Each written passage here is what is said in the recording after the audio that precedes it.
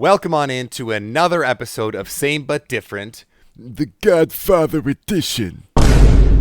This is our final episode of Awesome August, where we watched some movies from the top 100 movies on IMDb, and we are finaleing with The Godfather, but since we got The Godfather, we decided to do The Godfather Part 1 and Part 2, so it's a cheeky little double feature there, guys.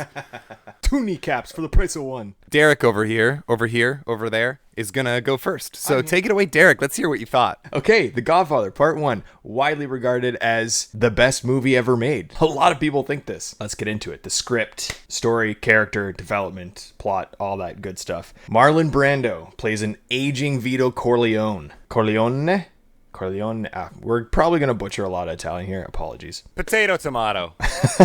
Coming to the end of his legacy, and with that, he wants to pass down his legacy to his family in some regard. There are a lot of sons in line for this. However, one gets dusted and one is considered an idiot. So the one person that this falls onto is Michael. He doesn't want it. He initially comes in, he's joined the war, and he doesn't really want to become his father. But through circumstance and necessity, it kind of just happens. Crime, revenge. We got a movie with a little sprinkle of betrayal in there, which is great. As much as all of that is the plot, and as much as there's a lot of Mafia stuff, this is the birth of the Mafia movie. It's widely regarded as the original Mafia movie. So every stereotype you see in this, it came from this. Boil it down, it is truthfully about family. This movie is about family, and that's what I really loved about it. There was a healthy balance, even maybe sometimes teetering on the family side, but a very healthy balance between the thematic elements of family and the thematic elements of mafia politics and crime. There was a lot of talking, a lot of dialogue. I found that every single conversation was important and poignant and absolutely necessary to giving us information and progressing the plot along, so that was nice. And because of that, the pacing was incredible. It was a 3-hour movie, but honestly, I felt like it was 2. It wasn't a slow movie per se. It was deliberate,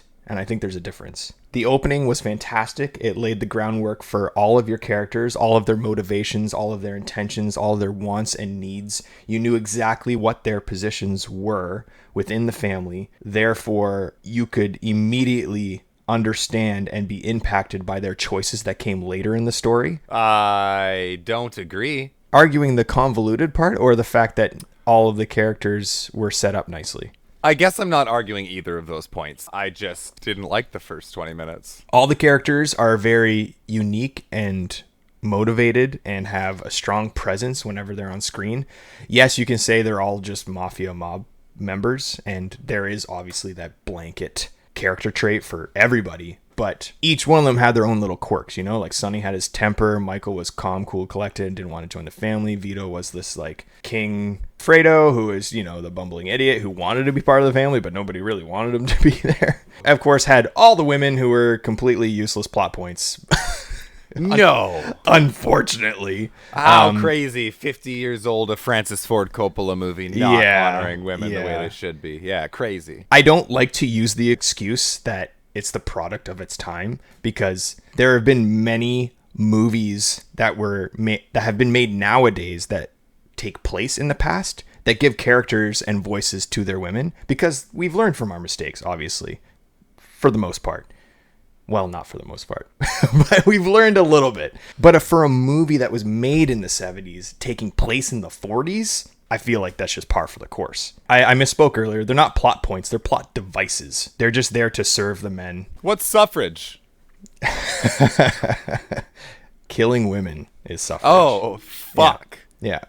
That across the board. The best writing, I believe, came in the form of Michael. His evolution from a good man to the mafioso member that he becomes at the end of it. He takes on the literal godfather mantle by becoming a godfather to his sister's kids and also the patriarch of the family. His reluctance of taking that on throughout the film, even to right down to that amazing scene, and I'll get to that into the directing, where he has to choose to kill those 2 guys at the restaurant. You can tell he just didn't want to, man. He didn't want to get involved. And also his relationship with Vito was incredible. Even when Michael wasn't in the scene, and it was just Vito talking about Michael or referencing Michael. Like when he was visited in the hospital and he said, "Where's Michael?" and that tear came down his eye. Like, holy hell! Like, you could tell that father-son relationship was just so complicated and amazing. Yeah, and if it was any other actor, it would have been great, probably. Come on, are you for real? Are you standing by your whole Marlon Brando's a terrible actor thing, even through this movie? 100%. No way, dude! Dude, he did nothing. He did nothing this entire movie. No way, dude! He was so good. No, he was not. He was so good in this movie. Man, people are gonna ruin you. Okay. Whatever, I'm used to it. That's all I had to say about the script and the writing. I mean, overall, I thought it was very good, except for the whole, handling your women.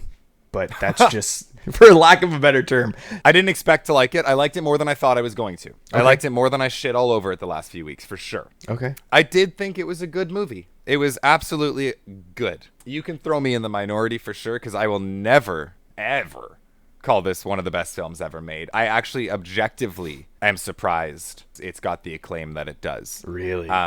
The second best movie of all time. I'll listen to somebody rant and rave about it, calling it fantastic and great, but then if they were to, I don't know, something about the second best of all time just doesn't sit well with me for this one. Yeah, right off the hop, the opening scene with the daughter's wedding I was out. I was like, I'm gonna hate this movie. I was so bored. It was impossible to get through. It was boring. None of it felt like it mattered. All we saw was a revolving door of, okay, sure, the Don's a businessman. He's always busy. All right. It just felt like it did not need to be the first 25 minutes of the movie. But what about what I said, like how it set up all the characters and you got to know their wants and their needs and their motivations from the get-go, just from that opening scene? Semi-spoiling my review for the second one. I think the second one, if you were to rewatch the first one after the second one, that's all you need. I don't like it. The second one gave me way more into these characters, and I didn't need the exposition and the slow slog of the beginning of the first one for it. I don't know. Half the characters from the first one weren't even in the second one.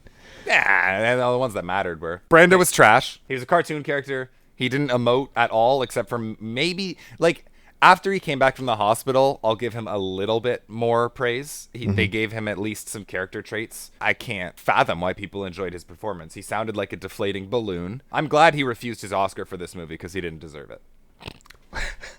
You're insane, dude.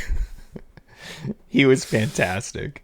I don't know how he got offered an Oscar in the first place. He's not... Okay, look, objectively, not even my opinion. He is not the lead. He did not deserve to get a nomination for Best Lead. It was for lead? That I disagree with. That I disagree with. Because he was in less than 30% of the movie. Michael was a far more interesting character to watch. He actually had growth and development, albeit it was in the wrong direction, but that was fun to watch. It was like Breaking Bad in a sense. I agree. The length of this movie was probably its biggest flaw, in my opinion. The opening wedding scene was far too long, and then the 30 minutes in Sicily was one of the worst subplots I've ever seen in my life. I mean, looking back on it now, I don't see why it was there. I can agree that it was unnecessary. To introduce him to a Sicilian wife, not give her a line of dialogue, and then blow her up 20 minutes later, like, are we supposed to care? I didn't. The characters in the Corleone family are well done. I mean, I enjoyed getting to know them. I would have far preferred some variety. Again, you get that in the second one. A lot of the characters, specifically the other crime bosses in the movie, were just given no limelight, were absolutely wasted. When Michael's men went and killed them, like, I didn't even know their names. Their deaths just weren't effective. It would have been a really, really cool montage, or whatever you want to call it, if I had any connection to these characters. Yeah, I don't think knowing the other crime bosses was entirely necessary. We just needed to know that they were opposing people that, like, needed to not be around anymore. The acting was fine, aside from Brando. In this one, nothing really stood out to me, to be completely honest. There was no bad acting by any means, but I don't think anyone really stood out as an amazing actor in this first one. Okay. My main thing is that I kind of just wanted to go deeper into the why of Michael Corleone. Why, the why of his psyche. Why is he doing this? What's he feeling? But he was just kind of one-dimensionally shown as, I have to start doing bad things now. It was at the threat of his family being destroyed. He was literally given the choice, your family can be obliterated, or you can stand your ground and have your family survive. Put against him not even wanting to have that power to begin with. I think that's an amazing struggle. I agree. I just wish there was a little more transparency on it. I wish we got to see him struggling with it more. Aside from that scene where he shot the two guys, you're right. The plot was compelling. Revenge brings more revenge. That's always a good time, but like that's not grand enough to drag it out for 3 hours. The directing, cinematography, incredible. Absolutely fan-fucking-tastic, brilliant. Rarely seen directing like this, honestly. Every scene was shot and blocked masterfully. There are way too many scenes to list, in my mind, to even give you examples as to why. The best scene in the movie is when he's at the table with those two and goes to the bathroom, gets the gun, comes back and sits down, listens to him talk a little bit more, and then pops him. Fucking awesome, dude. Like, the train, and this is a little bit for the sound and music too, but like the train sounds that were like going through his head and ramping up his decision making and being like, oh, should I do this? And listening to him talk about, oh, we're family, we're friends, I respect you. Oh man. Whenever something shady was happening, it was underexposed and underlit, and certain aspects of the scene were lit. A lot of the cinematography aided the story, which is amazing for a movie to do. And then when it was nice lighting and vibrant and bright, it was all happy moments, like the wedding and in Sicily. Well, besides the woman getting blown up. The juxtaposition was there, and it was great. There's one shot I do want to mention that absolutely blew my mind. There's a shot where Luca Brasi is going to do his thing and kill those guys. And then Luca ends up dying. As he arrives at the bar, the camera stays behind a window and he goes into the door and through the window. And on the window, there's a pattern of fish. And he's seen in between the fish walking to the bar. There you go. And then he's killed moments later. And then a fish is sent to Sonny saying Luca Brasi sleeps with the fishes now. It was incredible, dude. That's pretty cool. Didn't notice it. Yeah, well, I didn't too at first, and I would love to actually watch this again, and with a more critical mind, I guess. Forget about the story, forget about the characters for a second. I think the directing and cinematography alone puts this movie, deservedly so, in the top 20 movies of all time. Woo! I mean, it's number 2, so I shouldn't be that surprised, but yeah. That's a little high for me. Directing and editing, yes, you are absolutely right. I was very, very impressed with the cinematography, with the choices that were made, being the cinematographer or Coppola himself. He captured style. There were plenty of moments also that felt dreamlike almost. Mm-hmm. Really, really eerie and just fascinating. It really held your attention. Really subtle sepia instead of, Wizard of Oz sepia. Yeah. Was also quite delightful. A nice little treat for the eyes. Excellent costumes and sets. A lot of fun to watch. I think the editing might just be, I don't want to say the biggest flaw. The choice to make so many of the scenes lengthy and tedious and things like that. They could have been cut. I think the music really helped elevate a lot of the intense moments. Him waking up to the horse head, like usually you'd hear the do do do do do do do do, but it was like a depressing version of that, And I think that was pretty cool. And the sound design, I mean, it's this movie's the epitome of Mafia movies. If you want loud, exaggerated gunshots and screams and stuff, like this is for you. Sometimes kind of took you out of the realism that the rest of the movie was trying to convey, but it was fun, so I'll give it that. The one gunshot into the guy's glasses and then you just see the blood start pouring out under his glasses was one of the craziest things I've ever seen. This movie I gave a 8.5 out of 10. Holy Christ. Yeah, I very, very, very much liked this movie. Wow. I also thought this was a good movie, but it was no better than good. It was no worse than good. It was a 5 out of 10. 5! It was a completely good movie. Right down the middle. Average. How do you give this movie a 5, Brody? I don't think that's an insult. I was ready to give this a 2 before I'd ever seen it. I hated it before I even watched it. I liked it a lot more than I thought. 3 points more than I thought. You've got to be shitting me. That's crazy. Everybody rip them apart. I'd love to see it. I think you're wrong about a couple movies. A couple movies. This is adding to the pile. No, I don't care. You're wrong about this one. Tell us what you thought of the second one. Not as good as part 1, in my opinion. Oh, you're wrong. Your opinion's stupid. I didn't say your opinion was stupid. Story was good, albeit I think it was a little more convoluted than the first one. It focused more on Michael taking over and handling the politics and the business of being the Godfather, the corruption and deals and shadiness that comes with it. The storyline just wasn't as clear cut. Not to say that it was bad, because it was good. There were a lot of puzzle pieces that they gave you, and you kind of had to like put it together as you go. And in my opinion, the element of the importance of family fell a little bit by the wayside. Not that it was absent, it was absolutely there, because Michael was attacked at his family home, and Fredo was the ultimate betrayer and his brother, and there was family there, but I think it was just overshadowed by how so much of the politics and dealings were part of the story. I think it allowed the family stuff to hit harder because it wasn't at the forefront. Polar opposites. I cared far more about the characters in this one. This is the epitome of same but different. In the same episode, we're same but differenting. I think where this film ultimately fell the shortest was having me care about Michael.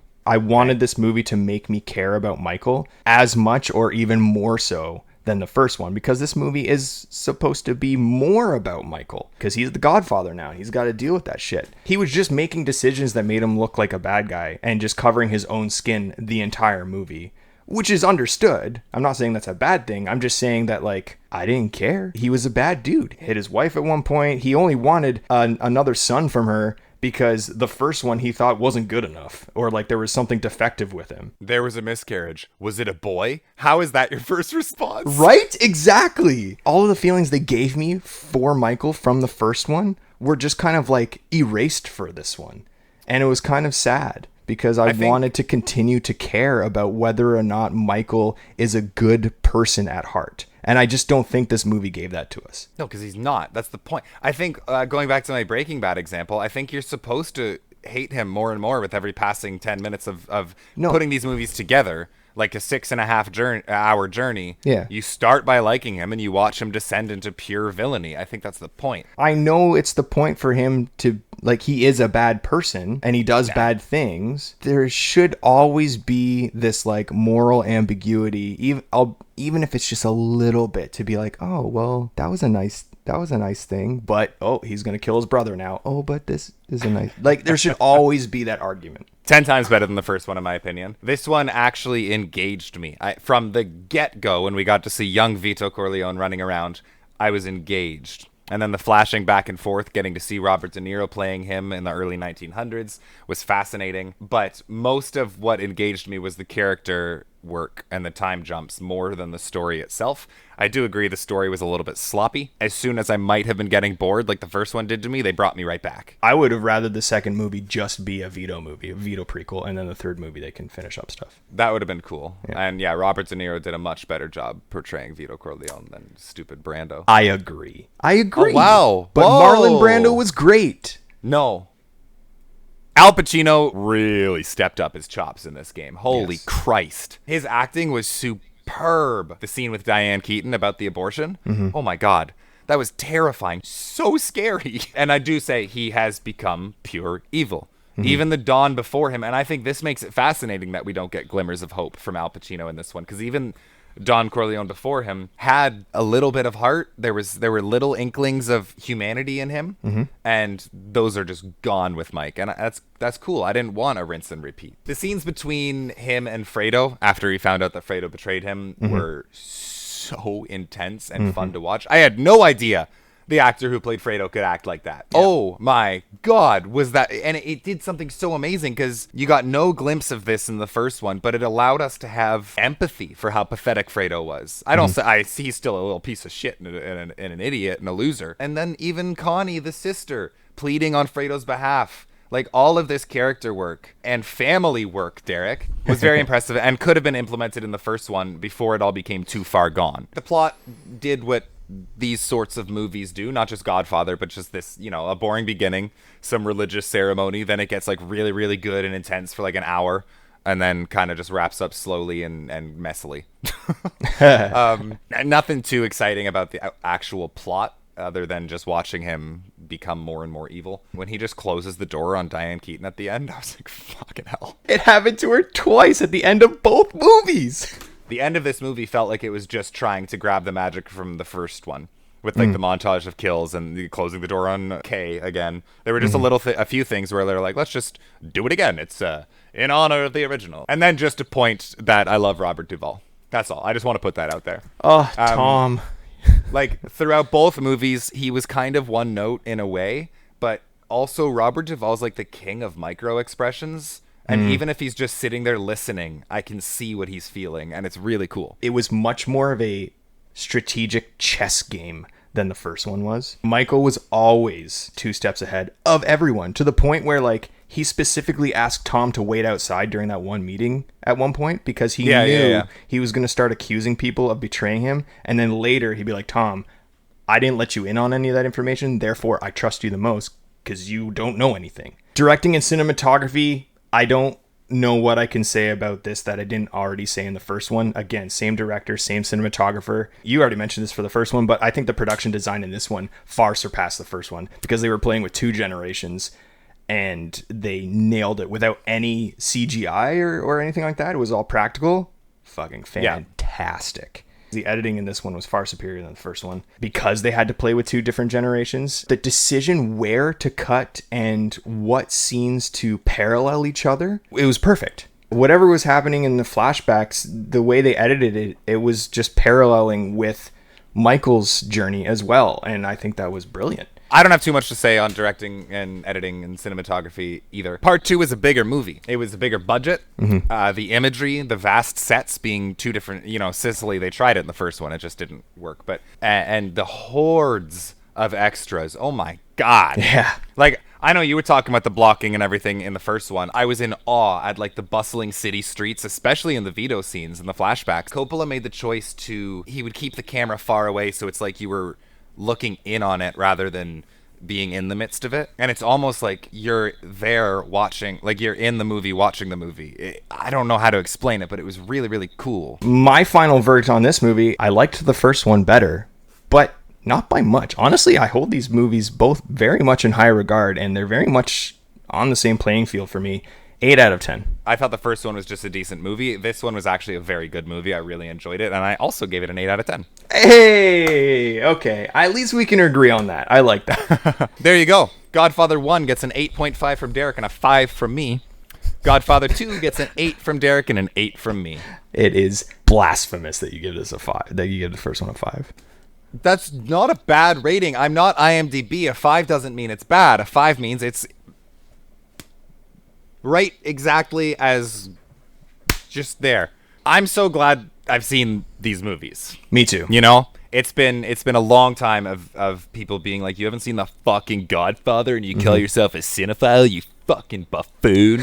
So now I've seen them and I can tell them I have seen it and it's not good. The first one. Well, now they get to call you buffoon for a different reason. I can say, yeah, I liked it. And I'm not lying because I did. There's nothing wrong with it. There's nothing wrong with a 5. You're villainizing my 5. And with that, we will discuss what we are doing next month. We are changing things up a little bit here on Same But Different. Ooh. We are going to be, instead of the formula we and you are all used to of us watching anything and everything under a theme, we are instead going to be watching new movies.